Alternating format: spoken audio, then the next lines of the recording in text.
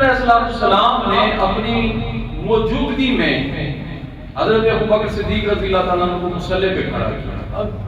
آپ کسی دو قبیلوں کا جھگڑا مٹانے کے لیے فرمایا کہ میں نہ آ سکا تو ابوبکر نماز پڑھائیں گے. آپ تشریف لے آئے, جماعت شروع ہو چکی تھی, آپ بھی تشریف لے آئے. صحابہ کے بخاری شریف کے حدیث صحابہ نے تصویر شروع کر دی, ہاتھ پہ ہاتھ مارتے امام کو کچھ باخبر کرنے کے لیے. اور صحابہ جب حضور تشریف لا رہے تھے تو ان کے منہ حضور کی طرف مڑ گئے تھے. نماز میں بھی ہیں, نیت بھی بندی ہوئی ہے, منہ قبلہ سے پھر گیا. اصول فقہ کا یہ ہے کہ اگر نمازی کا سینہ قبلہ سے پھر گیا نماز ٹوٹ گئی. کچھ نادانوں نے یہ عقیدہ گھڑ رکھا ہے کہ اگر نماز میں مصطفیٰ کا خیال آ گیا نماز ٹوٹ گئی. اب یہاں بتائیے گا کہ کس کی ہو گئی اور کس کی ٹوٹ گئی. سارے صحابہ کا منہ مصطفیٰ کی طرف تھا. سبحان اللہ. وہ تصدیق کر رہے تھے, بیچ میں سے رستہ بنا رہے تھے. حضور پہلی صف میں آئے تو ابوبکر صدیق بھی پیچھے کی طرف مڑ گئے. انہوں نے آگے دھکا دے کے کیا, آگے کھڑے رہو نماز پڑھو. اشارہ یہ تھا آگے کرنے کا کہ انہوں نے پھر پیچھے جبرن ہو کے حضور کو آگے پیش کیا. وہیں سے نماز چل رہی تھی, پیچھے سب کی نماز جاری ہے. اور جب آقا نے سلام پھیر دیا تو آپ نے فرمایا ابوبکر جب میں نے اشارہ جو کیا تھا تو کھڑے ہی رہتے ہیں. تو کہتے ہیں ما کان لابی حنیفہ یصلی بین یدی رسول اللہ صلی اللہ علیہ وسلم. ابو کو حافہ کی یہ جرأت نہیں ہو سکتی کہ مصطفیٰ کے سامنے نماز ادا کی جائے. اور یہی ابو بکر ہیں کہ جن کو حضور نے جب بیماری کے دن تھے فرمایا کہ مروا ابا بکر ان یصلی بالناس. ابو بکر کو حکم دو کہ وہ نماز مصلی پہ کھڑے ہو کے پڑھائیں. حضور نماز میں شامل نہ ہو سکے لیکن علی کرم اللہ وجہ الکریم اور حضرت عمر فاروق رضی اللہ عنہ کے کندھے پہ ہاتھ رکھ کے سارا لے کے دروازے سے وہاں سے جھانک کے دیکھا, خوشی کے اظہار فرمایا کہ ابو بکر نماز پڑھا رہے ہیں. واپس گئے. تو یہ کیا مصطفیٰ کریم صلی اللہ علیہ وسلم نہیں جانتے تھے کہ یہ قرآن نے ایک ترتیب دی ہے. ایک کہتا ہے کہ دواں کا مست کلندر علی دا پہلا.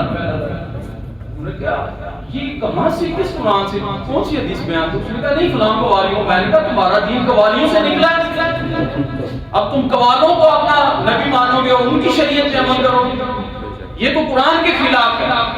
اس نے کہا نہیں تم علی کی شان گھٹانے لگے ہو, تم کیوں نہیں مانتے؟ میں نے کہا دیکھو پہلے نبی کون ہے؟ اس نے کہا آدم. میں نے کہا آخری آخری لوگوں سے صحیح محمد صلی اللہ علیہ وسلم.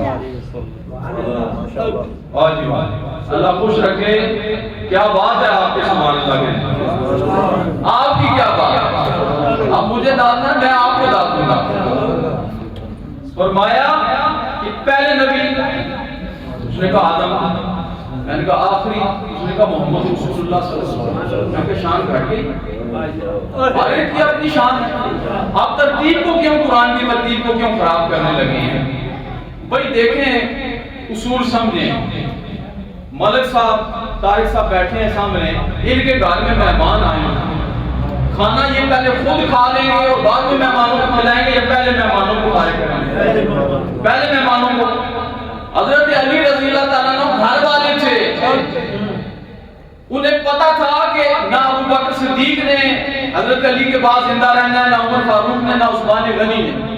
جب کوئی سبیر پہ آقا علیہ السلام جبل سبیر پہ چڑھے تو آپ نے اس کو قدم مارا, ہلنے لگا تھا. بعد وہ کہتے ہیں زلزلہ, میں اس کی توجیہ نہیں کرتا, میرا وجدان کہتا ہے کہ زلزلہ نہ تھا, پہاڑ کو پلٹا گیا تھا کہ آج اس میں کون سی ہستیاں آ گئی.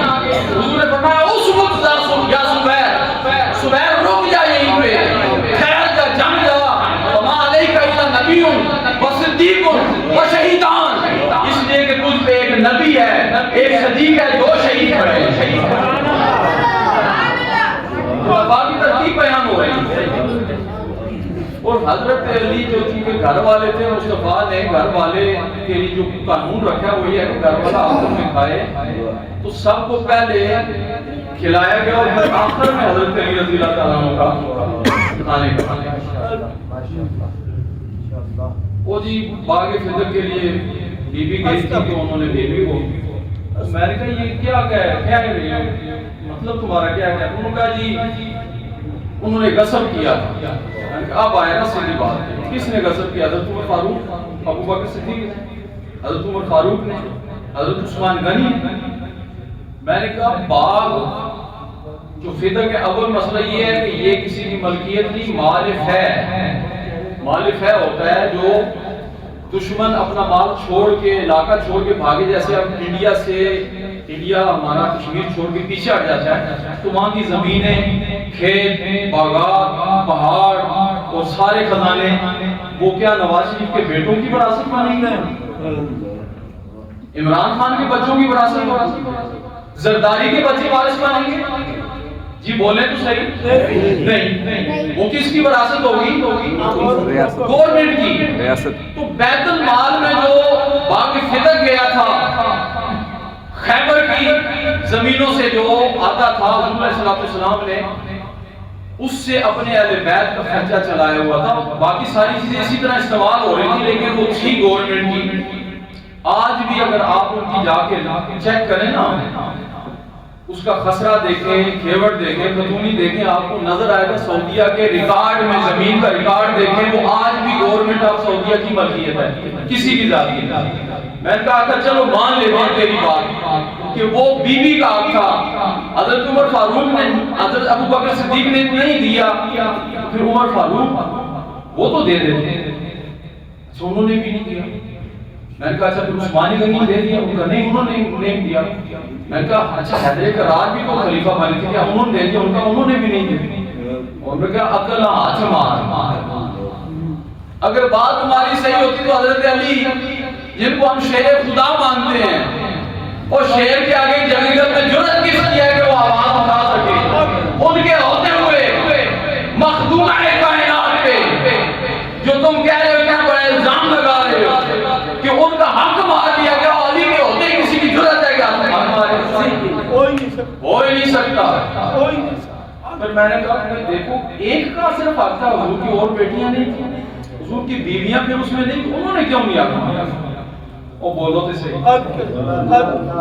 تو پتہ چلا کہ یہ ہمارے عقیدے کو متزلزل کرنے کے لیے کچھ لوگوں نے سکیم بنائی ہوئی ہے مسلمانوں کو ان کے سچے سچے عقیدے سے. اتنی بڑی ہستی حضور علیہ السلام آخری جملہ عرض کر رہا ہوں کہ آپ نے کہا کہ علی جس ہاتھ سے تو نے حضور کو غسل دیا ہے نا، مجھے بھی دینا.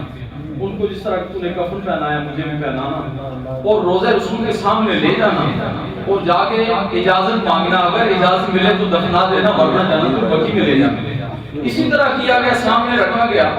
تو اندر جب یہ پیغام سنایا گیا کہ سفر کا ساتھی، حضر کا ساتھی، غار کا ساتھی آج مزار کا ساتھی بننے آیا ہے، کیا حکم ہے آپ کا؟ تو اندر سے آواز آئی ادخل الحبیب الی الحبیب، حبیب کو حبیب کے پاس لے آؤ، یار کو یار سے ملا دو. دروازہ کھل گیا اور جب علی اپنے وعدے کے مطابق قبر میں اتارنے کے لیے نیچے گئے تو جا کے زمین کو صاف کرنے لگے.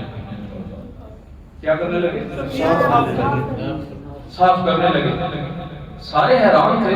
صاف کیا، اس کے بعد آپ کی جسد مبارک کو زمین پہ رکھا اور حضور صلی اللہ علیہ وسلم جیسے فرمایا تھا نا کہ دونوں صحابہ کے کندھے پہ ہاتھ رکھے ہوئے جب مسجد میں آئے فرمایا ہاکذا کنا نبعث یوم القیامہ، اس طرح ہم قیامت کے دن اٹھائے جائیں گے. ابو بکر دائیں کندھے کے، ادھر عمر فاروق بائیں کے. تو جب ان کو اتار کے نکلے بعد تو چیخے مار مار کے رونے لگے. لوگوں نے پوچھا صحابہ نے کہ مولا کائنات اے حیدر کرار، اے اللہ کے شیر، ہو گیا کیا؟ اتنی بے چینی سے آپ تڑپ تڑپ کے روئے ہیں. انہوں نے کہا مجھ سے نہ پوچھو جو منظر میں نے دیکھا. انہوں نے کہا کیا دیکھنا؟ انہوں نے کہا میں نے دیکھا کہ مصطفیٰ کریم خود صفائی کر رہے تھے.